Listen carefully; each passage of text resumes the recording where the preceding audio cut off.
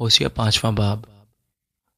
اے کاہنو، یہ بات سنو، اے بنی اسرائیل کان لگاؤ، اے بادشاہ کے گھرانے سنو، اس لیے کہ فتویٰ تم پر ہے، کیونکہ تم مصفا میں پھندا اور تبور پر دام بنے ہو، باغی خون ریزی میں غرق ہیں، لیکن میں ان سب کی تعدیب کروں گا۔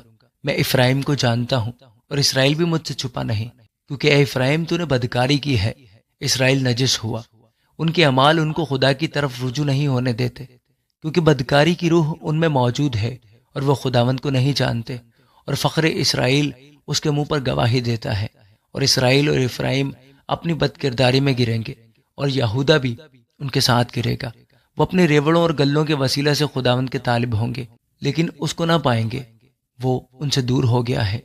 انہوں نے خداوند کے ساتھ بے وفائی کی، کیونکہ ان سے اجنبی بچے پیدا ہوئے۔ اب 1 مہینے کا عرصہ ان کی جائیداد سمیت ان کو کھا جائے گا۔ جبا میں کرنا پھونکو، راما میں ترہی، بیت اون میں للکارو، کہ بنیامین خبردار، پیچھے دیکھ، تعدیب کے دن افرایم ویران ہوگا، جو کچھ یقیناً ہونے والا ہے۔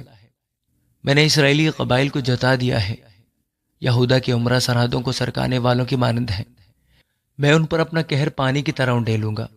افرایم مظلوم اور فتویٰ سے دبا ہے، کیونکہ اس نے تقلید پر قناعت کی، پس میں افرایم کے لیے کیڑا ہوں گا اور یہودا کے گھرانے کے لیے گھن۔